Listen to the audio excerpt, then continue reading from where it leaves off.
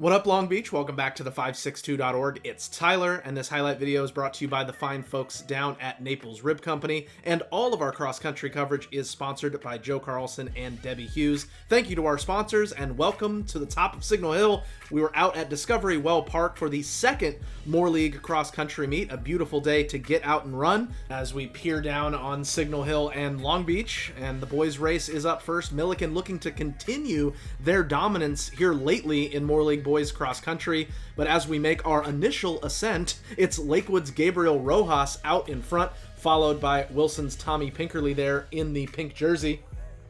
Rojas with the pink sleeve, and he's out controlling the race early on, leading for the first 2 miles, and he'd been putting in a lot of hill work, and the results were showing for Rojas. Pinkerley still on his tail, along with the Milliken contingent, as Aiden Ransom is there, followed by Max Ramirez.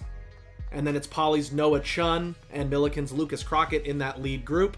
After the second loop, you can see Ramirez and Ransom making their move to close the gap on Rojas as they kind of ran a patient race, waited for their opportunity to strike, as Pinkerley's back there in fourth for the Bruins. And as we head down to the finish, Ramirez has taken the lead with Ransom and Rojas behind, but they are closing fast. Ramirez has a nice gap, but he could tell that 2 and 3 were closing in quickly, and Ramirez holds off the footsteps, wins it by a little over a second in a time of 16:28. Ransom second in 16:29, and Rojas will come in third for the Lancers. 16:36 is his time as those three kind of separated.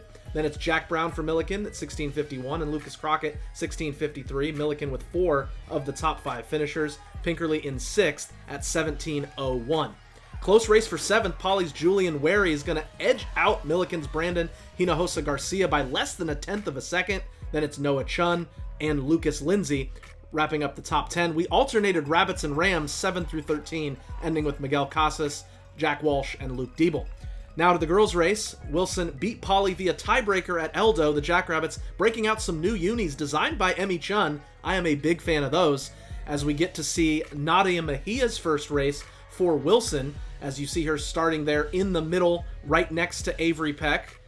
Peck, who won this race last year and also won at El Dorado, looking to continue her good run. And you can see a lead pack start to develop with Peck, teammate Sienna Young, and a group of Wilson Bruins as we crank up the Miley Cyrus and make the climb. We pick up our runners again with lots of Poly and Wilson out in front, and as expected, Peck and Mejia beginning to separate a little bit as the top 2 runners, but you can see there's a pack right with them. Audrey Buckley and Avery Ericart there for Wilson, and then it's Young and Alexa Hernandez-Lujan for Poly in that evenly split top 6.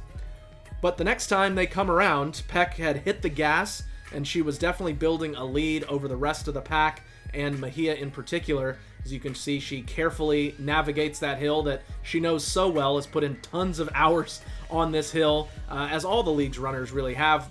Mejia there in second. You can see a clear second as things started to spread out in this field. Peck with lots of breathing room as she heads down the mountain. Starting to feel the burn at this point. She'd raced recently and her quads were barking a little bit, but she's got plenty of room as she's going to win this one by 16 seconds, finishing in 18:51 for a new course PR for her.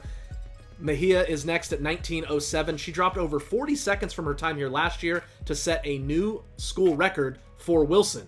Heck of a debut. Hernandez-Lujan in third, 19:32 for Poly. Then freshman Young with 20:11, giving Poly 3 of the top 4. Wilson's Ericart in 5th, 20:23. Milliken's Emma Booth is going to just beat out a Stephanie Garcia Hernandez from Poly, winning 6th by 6/100ths of a second.